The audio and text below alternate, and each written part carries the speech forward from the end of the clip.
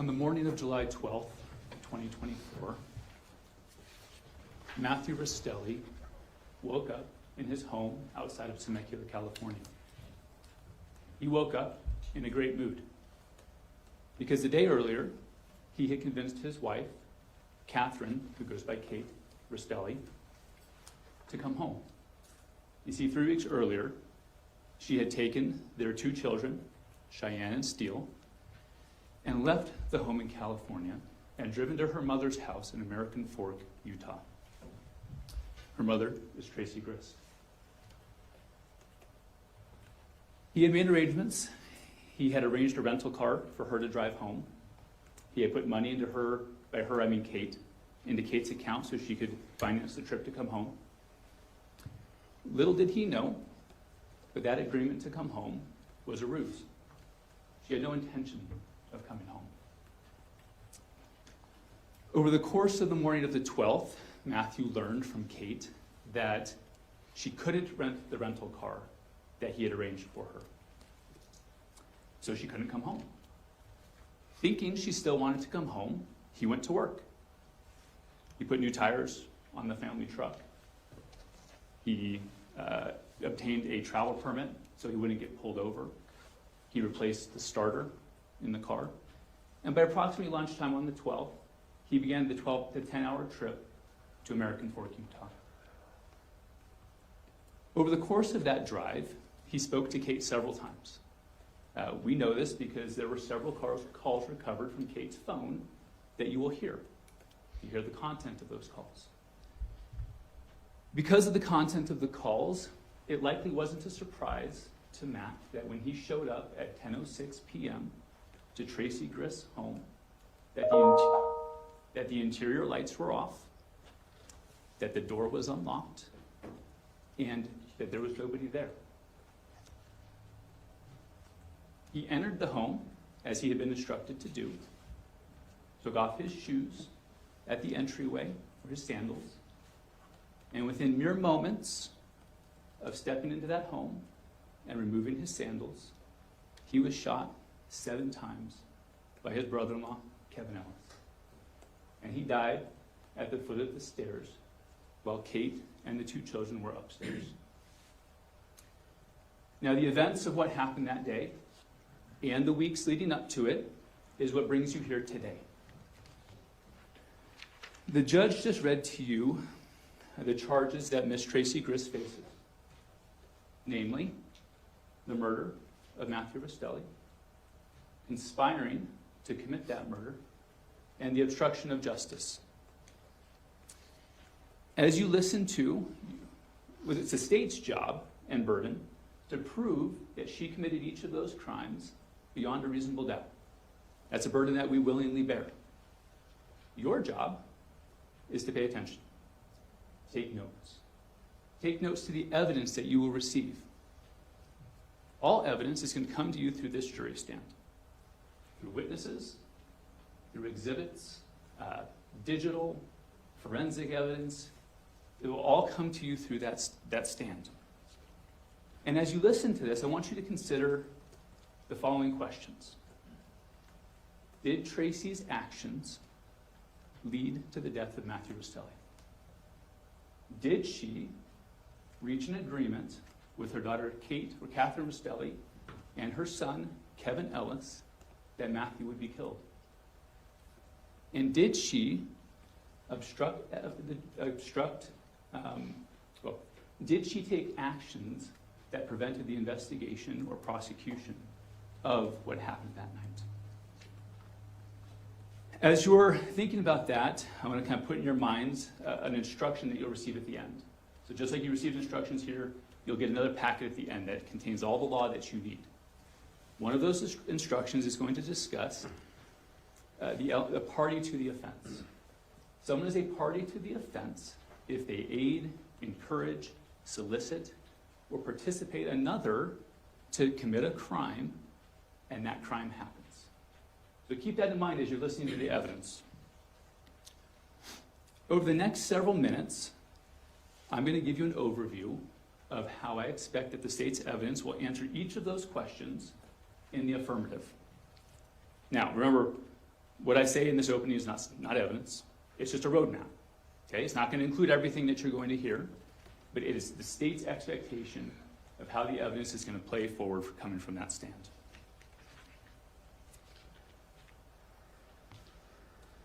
The relationship between Kate, actually this may be helpful to you.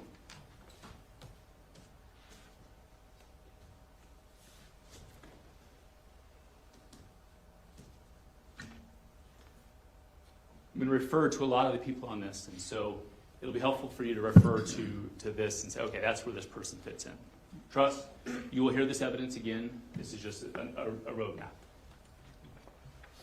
In January of 2024, the relationship between Matt, the deceased, and Catherine, or Kate, his wife, had become very strained. The couple argued frequently. They argued about Kate's infidelity. They argued about their dire financial situation. But either way, it was bad. In January, the date's in the bottom right corner, Kate reached out to her mom, saying, at this point, I don't know if Matt will be going to Disney. We've been fighting so much. I want out. To which Tracey Grist responds, just say what you need to. And then, I just told your husband, don't mess with my child. I want you to know I mean that. And then a little bit later, I'll just drive 9 hours and strangle him. Appeared to be mere hyperbole at the time. Things improved enough that in February of 2024, they did go to Disney. Matt joined the entire Grist family as they went on a Disney trip. You will hear that the family procured several Apple AirTags to place on the children so that they wouldn't lose them in Disney. By May of 2024, things had deteriorated again. Kate tells her mom, I hate my life, Mom. I hate that I have kids with Matt. Similar concerns were relayed by Kate to her sister, Carolyn Fisher, who you will hear also lives in California. In June of 2024, Kate tells Carolyn Fisher, I hate him. How do I get out? To which Carolyn responded, do it one step at a time. Talk to Mom, Tracey Grist, about a storage unit. So that's what she did. Kate procured a storage unit, began to slowly move things out of the family home that she wanted to keep when she left. You'll hear that the plan was for her to leave at the conclusion of a Las Vegas trip that she and Matt were going to take in mid-June. Diane Restelli is Matt's mom. She's here in the courtroom today. You're going to hear from her. She knew about the dire financial situation that Kate and Matt were in. And knowing that now was not the time for a Vegas trip with their situation, she canceled the trip. This forced a shift or a change in the plan for Kate and Tracey. Tracey obtained a credit card and sent it to Kate, a credit card that Matt couldn't track and didn't know about. On the 18th of June, she arranged for a rental car for Kate and the kids and scheduled it for the 20th. On the morning of the 20th, on the 16th, you also start to see lengthy conversations between Tracey Grist, Carolyn Fisher, Rachel Jorgensen, and Kate. A lot of activity. You're going to see that come forward. During those conversations, on the 16th, Tracey Grist's web search history shows that she searched, first, Utah gun law registration, and second, Utah shoot break-in. She also started looking about establishing residency in Utah. the divorce procedures. And as I said, 2 days later, she arranges the rental car, which would be set for the morning of the 20th. On the 20th, in the early morning hours, Terrelyn Fisher texts Tracey Grist and asks if she can see the air tag that she had switched the name to Truck. Tracey confirms that she'll look. That same day, this is the 20th, Kate is going to meet Terrelyn at the storage unit and at the rental car agency. Terrelyn tells her, I used the Apple AirTag, use some Gorilla Tape or something else to stick it somewhere in the truck. Okay? Kate, at the bottom, you'll see she expressed some reservations about this. Not sure she wants to do it. But on the 20th, she drives the family truck into town, leaves it at a shopping complex, and decides last minute, actually, you know what, yes, I am going to put the AirTag in there. She places it in a bin of trash on the floorboard of the truck. Picks up the rental car, goes to the storage unit, fills it with whatever she wanted to take, and begins the drive to American Fork. No warning to Matt that she was leaving. That same day, you will see that the family created a Facebook chat that involved Terrelyn, Tracey Grist, Rachel Jorgensen, and Kate, that allowed them all to monitor the location of the AirTag. And they discussed frequently its location. During Kate's drive on the 20th, Tracey Grist asked Terrelyn Fisher to draft a text to send to Matt to explain that this was just a breather. She does that, and Kate sends it as drafted to Matt. Kate arrives to the home of Tracey Grist the evening of the 20th, enters the gated community where Tracey lived, and set up shop in Tracey's home. Over the next several days, Matt gets over his initial anger about Kate picking up and leaving with the kids without warning. Part of this is because he was being led to believe that this was just a breather. This was just a temporary vacation. Tracey Grist, you'll hear, went so far as to call Diane Restelli and tell her the same thing. They just need a breather. They just need some time. The entire time that Matt is being led to believe that this is a breather, the family's monitoring him. By this point, June 26th, Kevin Ellis, who also lived in the home, was given the ability to monitor the AirTag. We see on the 26th, Kate asks him, what day are you coming back? Wondering for Olaf. Olaf is a nickname that they gave to Matt when they wanted to talk about him. Friday, late, he says. Okay, cool. And then he assures her the tag is still active. Really? She asks.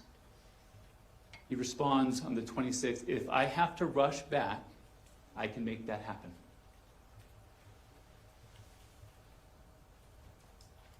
Evidence will show that this was never intended to be a breather. Kate was never coming home. She was never bringing the kids back. On the 29th, Tracey, talking to two family members, the family members asked her, how's Matt taking it? Not that you care. She says, I want him to show up. He still thinks it's only for another week.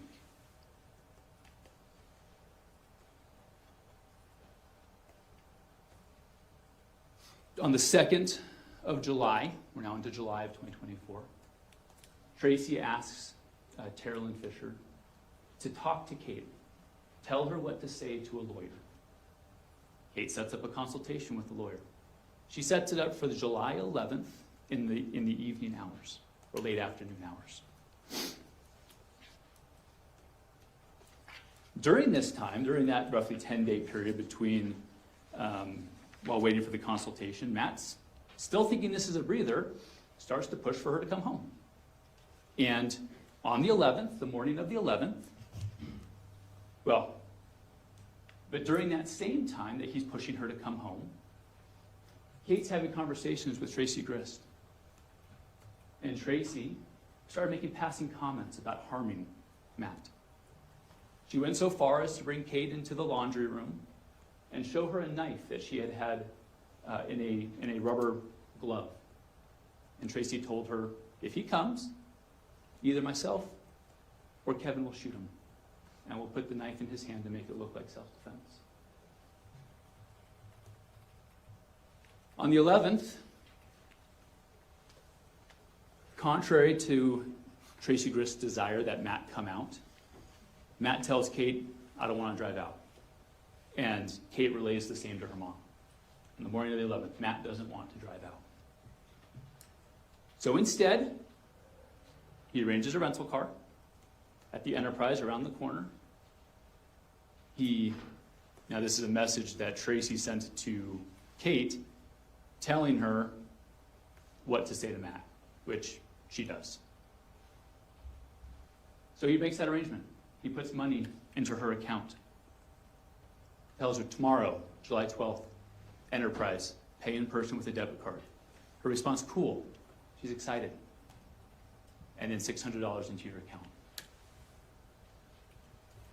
Later that day, Kate has a consultation with a lawyer. This consultation was recorded and sent to Tracey Grist.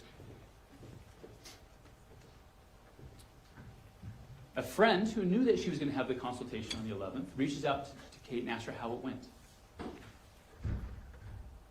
She responds, honestly, I'm fucked. She learned in that call, and you'll hear it, divorce is on her terms, staying in Utah with the kids, wasn't in the cards.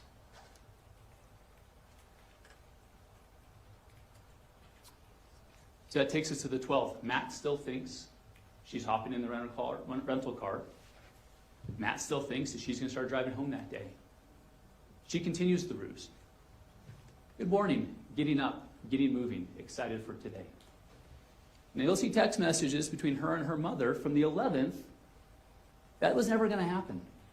She was going to fake a sprained ankle, or she was going to go ask the rental car agency and pretend like she can't rent the car. He's excited. I'm over the moon. Can't wait to hug and kiss you all. Now, the day of the 12th, you are going to see a lot of digital evidence. A lot of conversations between Tracey Grist, Carolyn Fisher, Rachel Jorgensen, and Kate. I'm only going to go through a couple of those. From Kate's call log, early morning of the 12th, she calls her mom and talks to her for 4 minutes. Immediately after that, she has a phone call with Matt Restelli. Then, around here, she has a conversation with Kate. She's having a text message with her mom saying, it would be more believable if you go to the rental agency and tell them and do it in person. So she does. She talks to Kevin, says, hey, I need to go make my story more believable. Can you watch the kids for me? She does that, comes back, and has another conversation with Matt at 8:55. These next 3 calls with Matt are recorded. They were recovered from Kate's phone. You'll hear them. You'll hear that she tells Matt they won't rent her the car.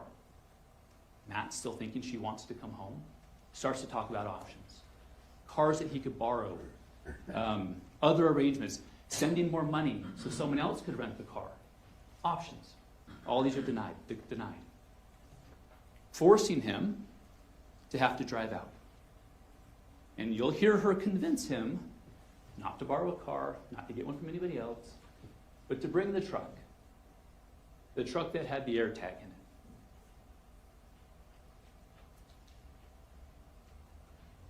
in it. But he's worried. I need a starter.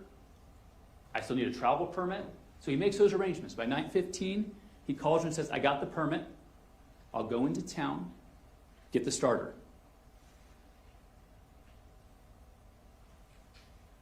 Kate immediately texts her mom, he's going to drive out. Tracey Grist says, I'll call you. They do indeed have a call. 11:39 for 5 minutes. At this point, you're going to also hear the next 3 phone calls that were made between Kate and Matt. 11:55, they talk. And at this point, things change. You hear Kate encouraging him, you're going to come in, right? Help me pack? Matt, knowing the relationship with Tracey, kind of tries to push it off. Well, can't you just be ready? Can't we just throw it all in the truck? I won't even turn the car off. I won't even turn the truck off. She insists. And ultimately, he agrees.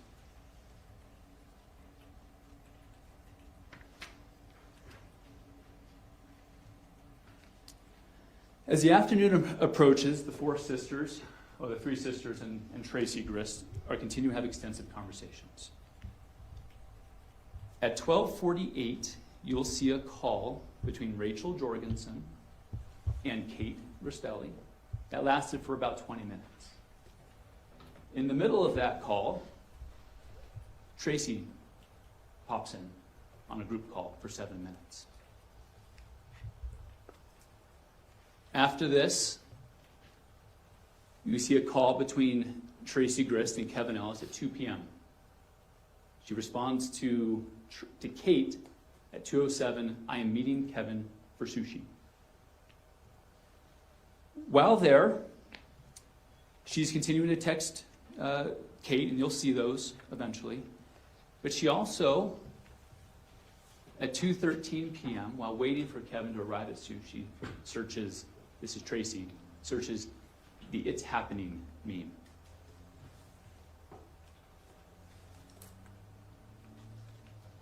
Remember the call with Rachel Jorgensen that happened at 12:48. At 2:18, Rachel Jorgensen begins a series of 3 phone calls. The first is to Aurora, France. Aurora lived in Tracey Grist's home with Kevin and Kate. You'll hear that she made arrangements for Aurora to leave the home and come to her house in Ogden that night, despite never having been there before.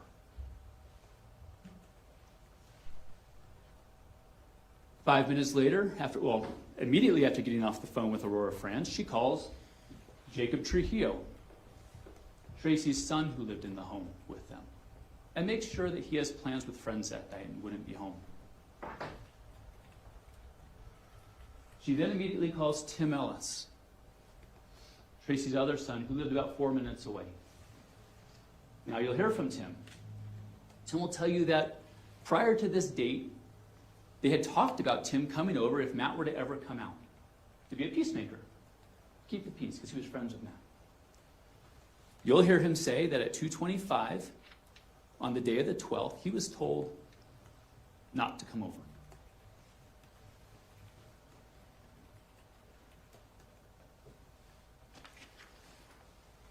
With the house, you will hear that after sushi, Tracey Grist and Kevin Ellis returned to the home, had a conversation with Kate. They kind of went their separate ways that afternoon in the house, just kind of doing their thing. But what you'll hear is that over that time, several physical arrangements were made, or preparations were made to the home. As you walk into the Grist home, as you enter the home, to your right is a living room. In that living room, there's a fireplace. And directly in front of you, as you walk into the home, is the hallway leading to the stairs. Now, the toys for the children were traditionally kept in front of that fireplace in bins. Pretty messy, as kids typically are. All of those toys were cleaned and removed and placed in the office. As you walk in, there's a couch immediately to your right, a fabric couch. You'll hear that a blanket was placed over the arm of that couch, fully covering the fabric. A mesh screen, a magnetic mesh screen that's typically on the front door, was removed to allow easier access for Matt. And as the night wore on, Kate continued to talk to Matt to make sure he showed up in a good mood. The final call you'll hear from her, or between the two of them, is at 8:13 p.m. less than 2 hours before he arrives, where Kate again tells him, and make sure you're coming in, right? To help me pack. After that call, there's some text messages exchanged, and Kate, or Matt, concerned for the oil dripping from his truck, says, when I get there, we should put cardboard under the truck for oil drips. 8:09, okay, I'll get some ready. And then about 9 o'clock, remember, Tracey Grist lives in a gated community, Kate sends him the gate code. And then a picture of the cardboard that she had laid out for him to park over. You'll hear that Rachel Jorgensen throughout the day was monitoring Matt's location. At 10:01 p.m., she sends a series of 2 text messages to 2 people. One to Tracey Grist saying Orem, followed by keep an eye on Find My, the Apple app. Then, seconds later, to Kevin Ellis, Orem, keep an eye on Find My. Metadata will show that this message was read. At 10:06 p.m., surveillance footage will show Matt Restelli arriving in the truck, parking over the cardboard that had been laid out to him. And the evidence will show that he arrived to a dark house. The interior lights were off. The door was unlocked, as he'd been told that it would be. And so he entered. Took off his sandals at the edge of the tile where the tile meets the carpet. And the evidence will show that in the dark living room to his right was waiting Kevin Ellis with a gun. And he shot Matt in the chest, the side, the right forearm. And as Matt turned from looking at the living room to go down the hallway, he was shot 4 more times in the back.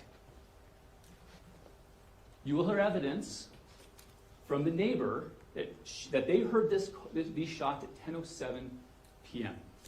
Concerned, they reached out to Tracey. Is everything okay? You'll see that text message at 10:08. Tracey didn't answer. So at 10:09, the neighbor calls 911. You'll hear that call, reporting that 2 minutes earlier, at 10:07, they had heard what sounded like either firecrackers or gunshots. They couldn't be sure, but they didn't think it was fireworks. They thought it was gunshots.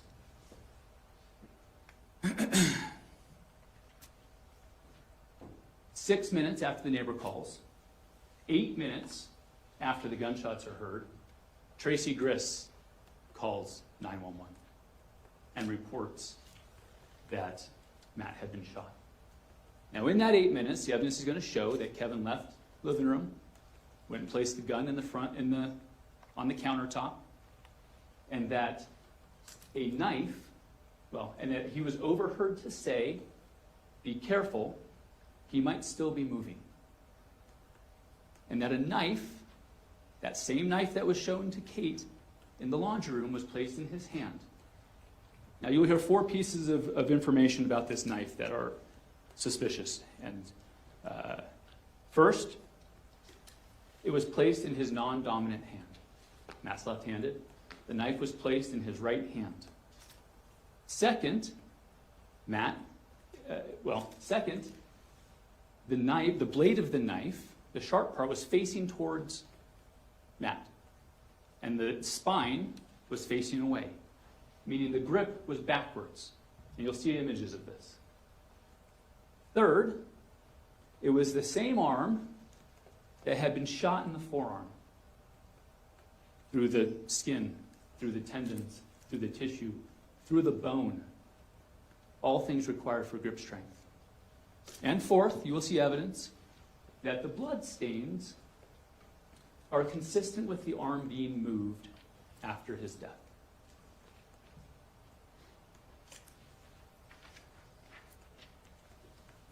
Law enforcement was dispatched based on the 10:09 phone call. This becomes important.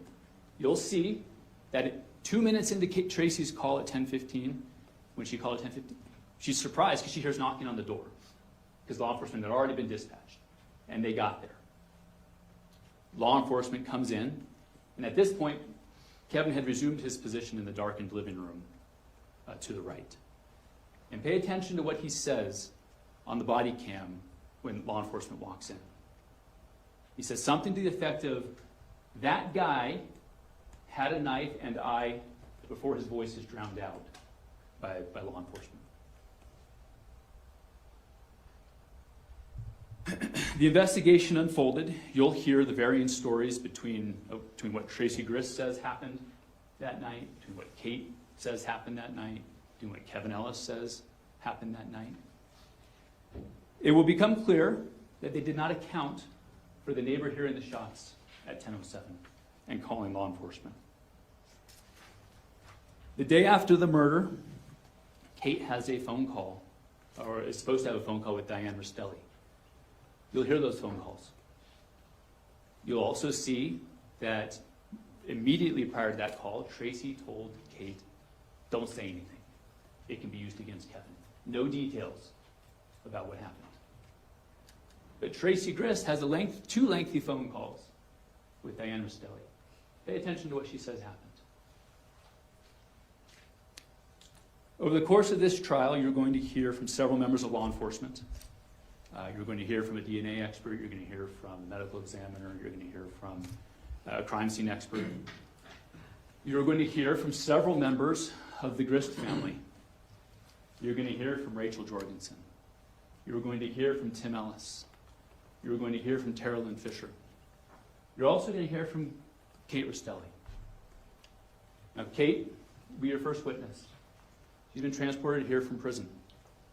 She's in prison because she pled guilty to murdering Matt Restelli, conspiring with Kevin Ellis and Tracey Grist to commit that murder, as well as an additional charge for the discharge of a firearm that resulted in serious bodily injury. Now, to be sure, Kate, in exchange for providing evidence and information to the state, she received a plea deal. A plea deal that will result in her having the eligibility of parole sooner than she otherwise would have.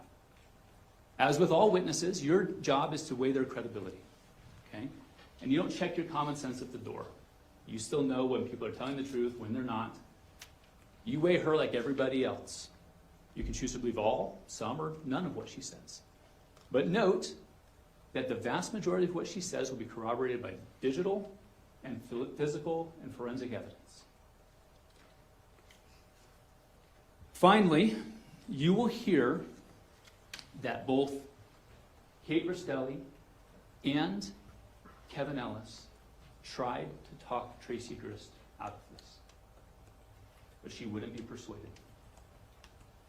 You will hear that they failed to persuade her to not go through with this, but they also failed to stand up to her. As you can see from this roadmap, there's a lot of evidence. There's a lot of times, there's a lot of dates. The timeline will become clear as you hear it again, but please take notes. You will likely only hear it once from this stand. The evidence that gets displayed here will go back with you for you to be able to review, but please pay attention and take notes. At the end of this, my colleague, Mr. Pomeroy, is going to stand up and give you a closing argument and present to you the additional evidence, present to you the conclusions that should be drawn from this. And after he's done, the state's going to ask you to retire back to chambers and to find that Tracey Grist is guilty of murdering Matt Restelli and conspiring with her son and her daughter to commit that murder, and then of obstructing justice by planting that knife.